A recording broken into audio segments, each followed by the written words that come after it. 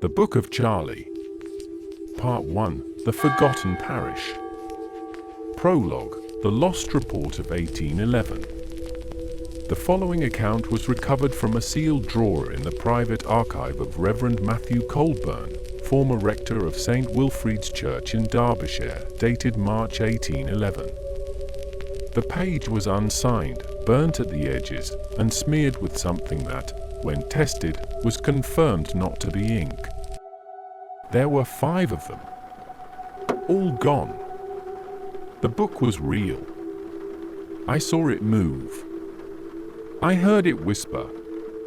I burnt the chapel to stop it. But it never truly burns. The boy kept screaming, even after we buried him. No official record exists of a fire in St. Wilfrid's that year. No names match.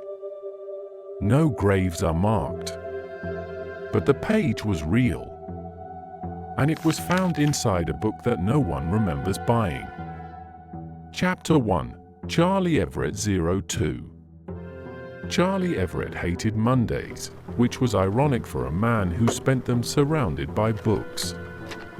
At 29, he was the assistant archivist at King's Hollow College in North Yorkshire. His job? Cataloguing things no one asked for and no one would read. Charlie lived alone in a narrow house that always smelt like dust and weak tea. No girlfriend, no pets, no real vices, except one. He collected books that shouldn't exist. Books missing authors. Books with no publishers. Books that were mentioned in footnotes but never appeared in print. And on a rainy Wednesday morning, while sorting a donation of old estate papers from a defunct countryside manor, he found one, wrapped in brown cloth. No title, only a single marking on the front, a burnt handprint. Charlie turned the book over in his hands. No spine. No publisher. The cloth wrapping smelled like wet ash and old earth. As he unwrapped it, dust rose in a thin, perfect line, like smoke from a match long gone out. He opened the cover. There was no title page. No contents. Just a single line, handwritten in what looked more like burnt ink than any pen. This page was not written. It was remembered. Charlie stared at it. What kind of nonsense was that? He turned the next page. Blank. Another. Still blank. Then a paragraph appeared. It didn't fade in. It emerged. Like breath on a mirror. His fingers trembled. The text was jagged, as if the page itself had screamed while accepting it. To those who find this book, you were not meant to. But now, the book has found you. Do not read further, unless you are ready to be remembered. Charlie laughed nervously. Clever little gimmick. But deep down, something twisted. And from the corner of the room, the temperature dropped. Exactly 4 degrees. Charlie sat at his desk, staring at the strange book. He hadn't told anyone about it yet. Not Scarlett. Not Daniel. Not even Ellie. And that was saying something. Because Ellie Dunn knew everything. Even the things no one wanted her to know. Charlie, she burst into the archive room, holding 2 cups of tea and a banana with googly eyes stuck to it. I made tea.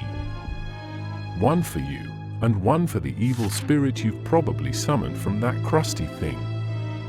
Charlie chuckled and took the tea. Ellie dropped into the chair opposite him, stretched like a cat, and said, "By the way, the old guy from room 3A? He quit this morning. said the books moved on their own last night. Classic cursed library stuff, right? Charlie froze. Room 3A. That's where he found the book yesterday. He didn't say anything. He opened it again. Page 1 still burnt. Same phrase. This page was not written. It was remembered. He flipped forward and stopped. There was new text. He hadn't written anything. He hadn't touched the pen. But now page 3 was full, with Ellie's name and a date, tomorrow. He looked at her. She was humming. The banana with the googly eyes sat on the table. The eyes moved. Charlie dropped his tea. The lights flickered. And from the book came a whisper, not loud, but certain. One must read. One must forget. One will remember what none should. And in the corner of the room, a shadow blinked. University of Cambridge, Rare Books Department. Dr. Youssef Al-Rashid sat under the amber glow of a desk lamp, flipping through a crumbling manuscript from the 17th century. He wasn't reading it for research. He was trying to confirm a symbol Ellie Dunn had accidentally drawn last week on the whiteboard, during a joke about summoning library demons. At first, he laughed. Then he froze. Because it was real. He'd seen it once before, burnt into the cover of a forbidden text catalogued only as the Forgotten Codex.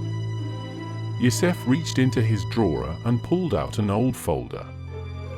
Inside, photocopies of banned pages, translated chants, and ancient warnings. In the margin of one page, written in Latin and later crossed out violently, were the words, "The book chooses the town. The seal chooses the reader. The reader opens the eye." Back in King's Hollow, Charlie was staring at a fresh page in the book. It now displayed a circle, 5 names, all written in blood red ink. One of them, Scarlett Morgan. Another, D.E. Harris. And the third, Ellie. The last 2 were blank. But space was running out. It started with a smell. Old iron, wet wood, and something behind it, burnt teeth. Charlie had fallen asleep at his desk. When he woke up, the book was open. The circle was still there, but one of the names was crossed out. Daniel Harris. He blinked, rubbed his eyes. The ink was still fresh. He grabbed his phone, no messages from down. Not like him. He texted, "You okay?"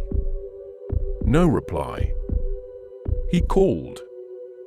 Straight to voicemail. By midday, Scarlett showed up, her eyes wide, her voice fast. "Charlie, Daniel's gone. His sister said he left home last night and never came back." Charlie closed the book. Tight. But it didn't help. Because in the library corridor, just down from room 7B, Ellie stood frozen, staring at the wall. "Ellie?" Charlie called. She pointed. On the wall, scratched in with something sharp, were 5 symbols. Same as the circle, but pulsing, like breathing. Then she whispered, not looking at him, "One has read. One has forgotten. One remembers." And her nose started to bleed. Charlie pulled her back. The light blinked. The fire alarm went off, but there was no fire. There was only a page, pinned to the wall, from the book, with Dan's handwriting. I opened it. I saw the red-eyed man. "Don't follow me. I'm already inside." Scarlett insisted on staying with Charlie that night. "I don't care if you want to be alone," she said, throwing her bag on his dusty couch. "Your friend disappears after his name shows up in a book you refuse to explain. You're not sleeping alone." Charlie didn't argue. At 2:11 a.m., he couldn't sleep. The book was calling again. He didn't hear a sound, but he felt it, like pressure behind his eyes. He sat at his desk and opened it. This time, no names. Just a drawing.